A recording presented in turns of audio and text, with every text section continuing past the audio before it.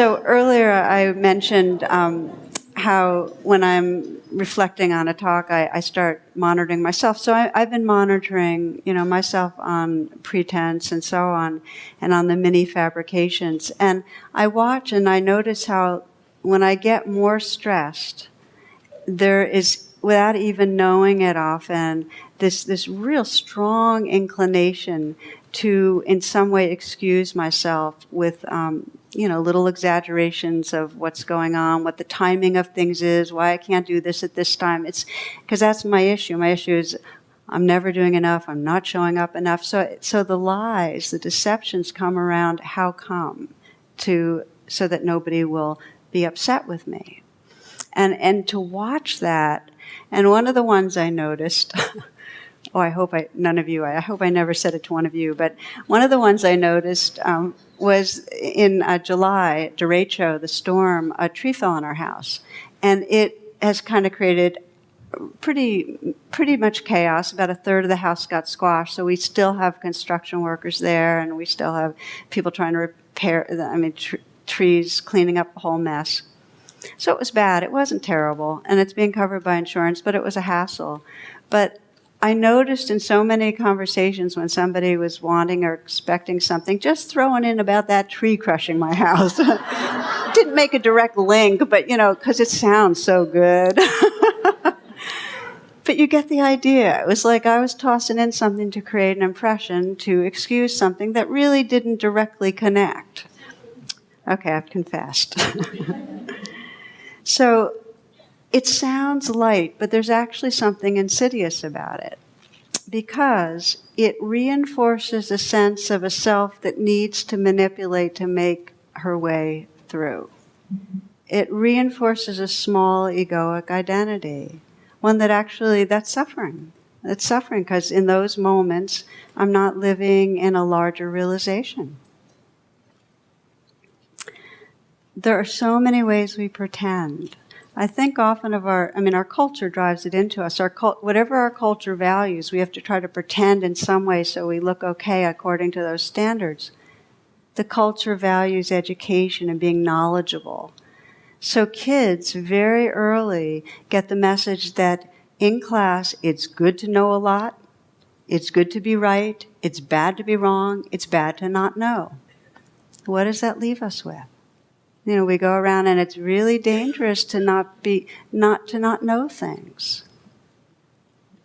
This is from one test from children at school.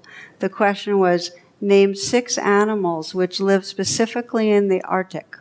The response, 2 polar bears and 3, and then there's a cross off, 4 seals. It's not a great answer. 2 polar bears and 4 seals. What was Sir Walter Raleigh famous for? Response, he's a noted figure in history because he invented cigarettes and started a craze for bicycles. What happens during puberty to a boy? Response, he says goodbye to his childhood and enters adultery. What is a vibration? There are good vibrations and bad vibrations. Good vibrations were discovered in the 1960s.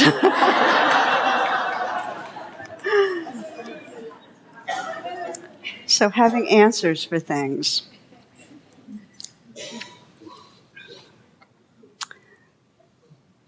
So when we start looking honestly, we start noticing how much we pretend. It might be that we pretend to agree with others or pretend to be interested in the same thing. They're the kind of social pretenses.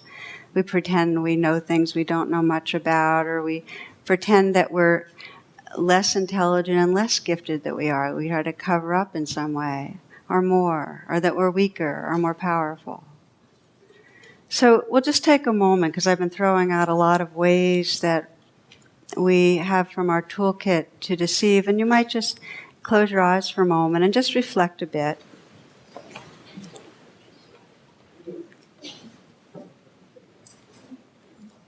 Again, bringing curiosity to this pause. One very brief reflection that can help to reveal a little about this is, if you bring to mind somebody you respect, somebody whose opinion really matters to you, and who you might feel a little insecure around.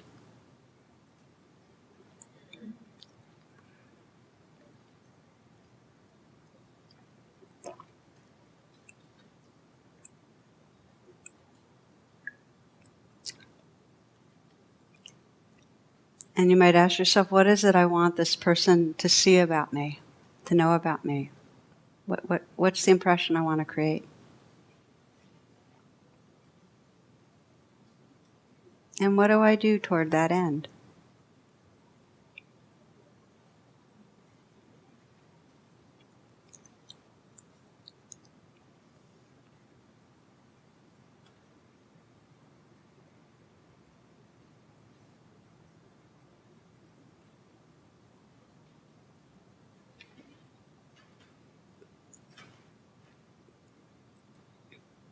Just to get a kind of sense of the persona, the self-story, the presentation. You might ask similarly, what is it I don't want that person to see about me?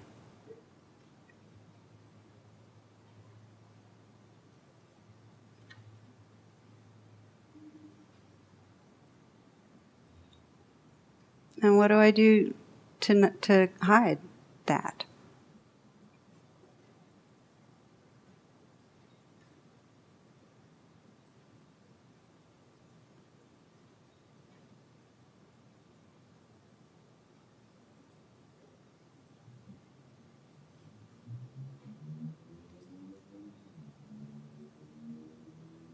Knowing that it's very rare that we're with each other with no agenda. That we're totally undefended and open, and that this is really part of the design in a way to try to control other people's perceptions. And that if we can begin to notice how we do it, that mindfulness itself creates a space to open out of that behavior. We have some choice. To know that in the moments that we're in some way trying to impress, trying to control, that we're really not living from our wholeness, from our creativity, from our wisdom, from our heart. So the inquiry now to deepen is, how do we disarm? How do we let that seeing and freeing happen? And if you'd like to open your eyes, it's fine.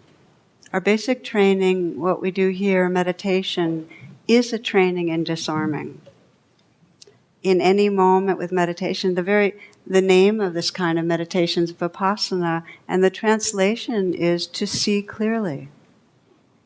So in the moments of seeing clearly, we're not as identified with the self who's trying to defend, rather we're resting in the awareness that's seeing that. We begin to loosen the identification. We begin to kind of take away some of the strength of that defensive project.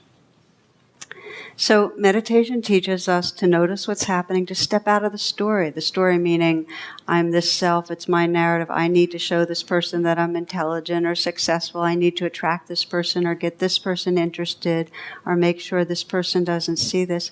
We step out of the storyline, see it as a story, and come into presence. Come into the place where there's actually aliveness, clarity, spontaneity. So that's the practice. And to live in that truth with each other means to take that same process of noticing, of letting go of the storyline, of coming into the moment, into our bodies, our hearts, taking that into our time with each other. What so inspired me about the weekend was that because it had a mix of meditation and then being mindfully with each other, that became a more fluid process. Experience what's true right here and be able to start practice naming it instead of solidifying into our personas that want to show off something.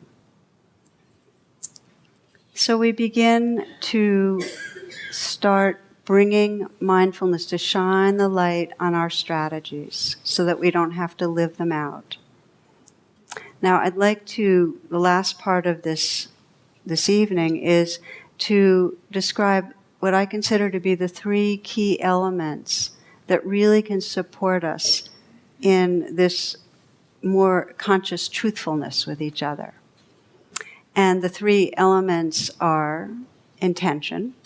You're going to, whenever I say there's 3 da-da-da-das, 2 da-da-da-da, intention's usually going to be in there. Okay? Intention, and that means intention to be consciously aware, to start noticing.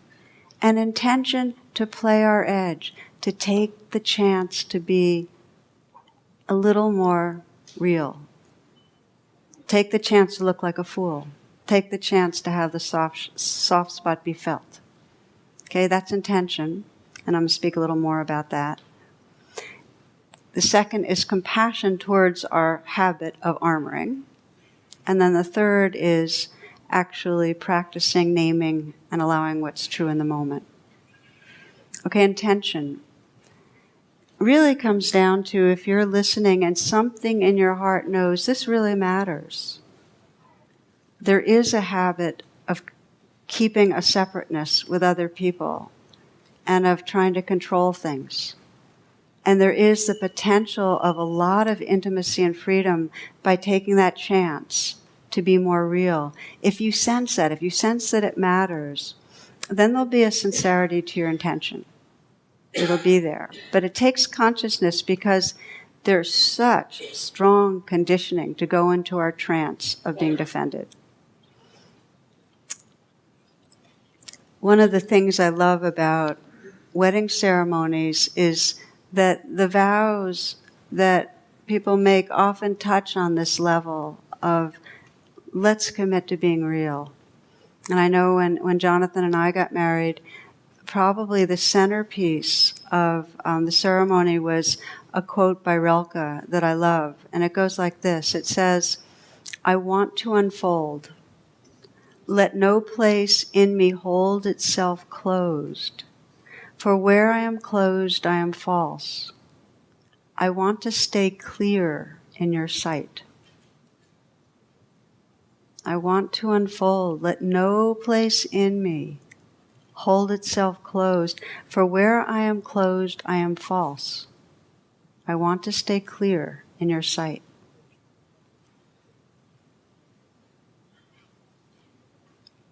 So we sense this intention to take a chance to open, to be clear in your sight, whether you're thinking of it's God's sight or this, just in the clear in the presence of our own awareness of each other.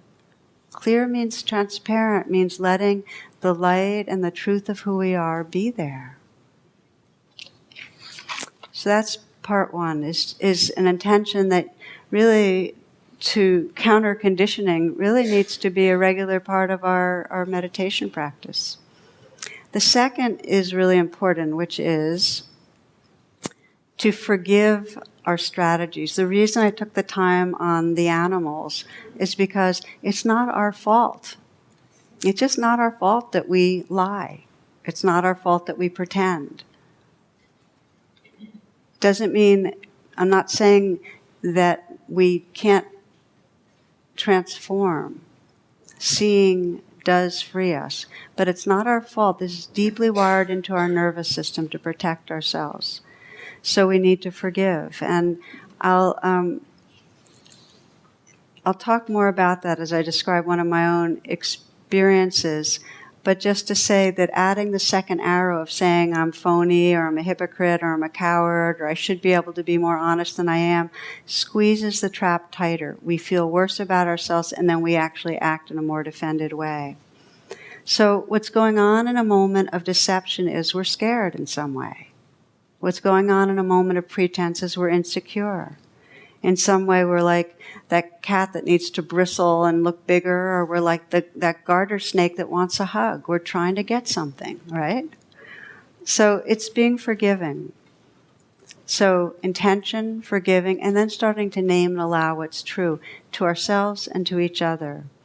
And the story I'd like to share of my own is that I had a very painful, all of a sudden kind of realization of just how much pretense I lived in it was a few years after I moved into an ashram, or spiritual community. And I had made an error in some advertising. I was in charge of the yoga center, and I was promoting an event, made an error that just thousands of copies of something went out with something wrong on it. And I got down on myself, but to others I was defensive. And then I got down on myself for being defensive, and then something cracked apart, and I went into this, and I wrote about this in True Refuge, so those of you that read True Refuge or hear the story. My perfection project collapsed. I had been going about trying to be this spiritual person who did things well and was calm when things didn't go well and certainly was not defensive and who just looked good. And I just saw how many moments I was trying to create that impression. And how many moments I was exaggerating about things. Oh, I had 40 people in my yoga class when there was really 27. Or, in some way, acting like I was helpful and concerned about others, but actually being really selfish about what hours I was going to do the work and then have time for myself, or whatever it was. In some way, I was pretending to be something I wasn't. And what I did with that first was, in true to form, is I got very disgusted and added the second arrow of, well, I'm not only not spiritual, I'm a total hypocrite.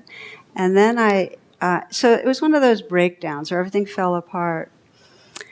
Well, my intention was there. My intention was to get more real, even if it didn't look good.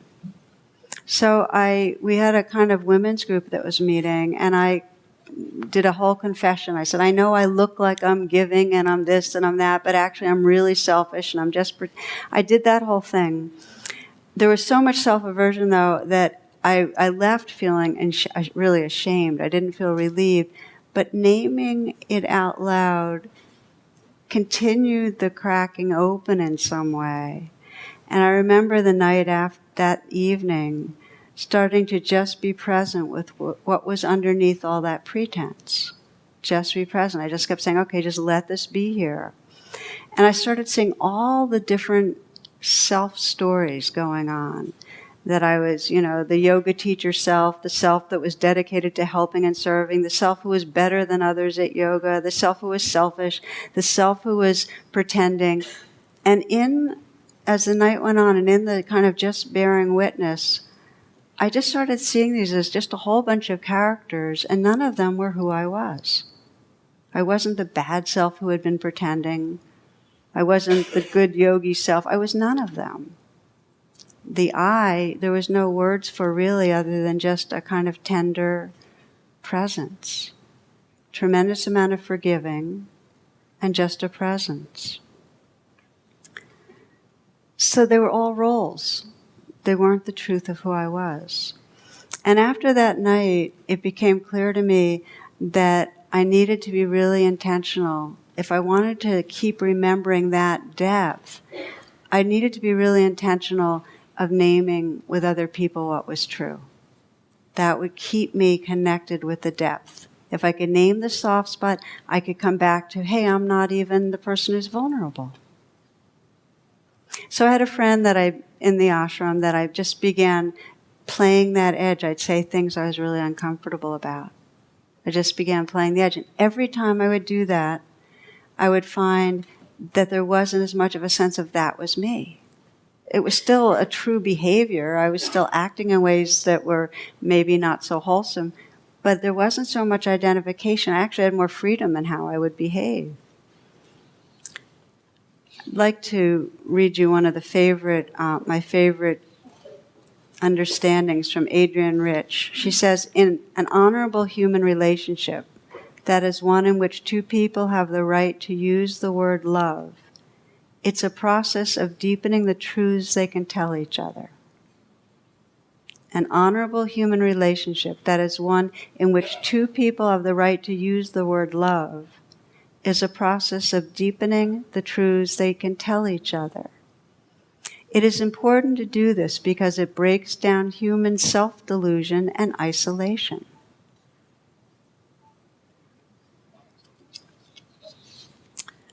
So as a way of closing, there's a real blessing in taking the chance to be truthful. And the blessing is when we're not so defended and we're truthful, we can begin to discover our connection with each other. And we can discover who we are beyond any of the stories or the narratives. There's more innocence, more realness. This is Mark Nepo. He says, we waste so much energy trying to cover up who we are when beneath every attitude is the want to be loved, and beneath every anger is a wound to be healed, and beneath every sadness is the fear that there will not be enough time. Our challenge each day is not to get dressed to face the world, but to unglove ourselves so that the doorknob feels cold and the car handle feels wet and the kiss goodbye feels like the lips of another person, soft and unrepeatable.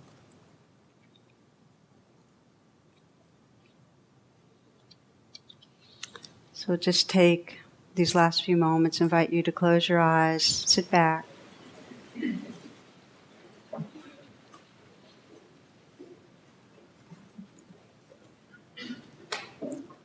And sense in this moment what it might mean to let go of anything that's between you and presence.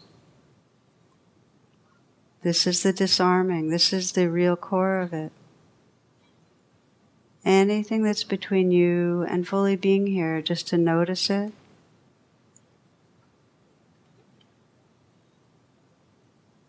And invite yourself to arrive. Feel your breath.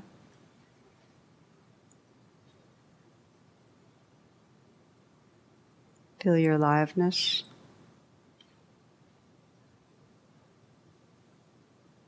Sense this invitation of the spiritual path. This intention to disarm and in a way, in the deepest way, it means with each other that we're willing to not know how to act. We're willing to experience what this moment is like, disarmed of any strategy. What would that be like? We don't know. In the moments that the walls come down, the truth of our being is free to express in a unique way. Love is free to flow. Our truthfulness shines through.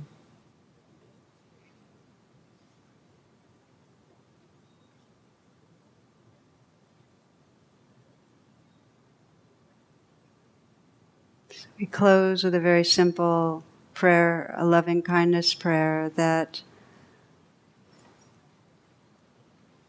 these hearts and minds might awaken, that we may touch presence and live from presence, that we might be with each other in a way that expresses the truth of who we are,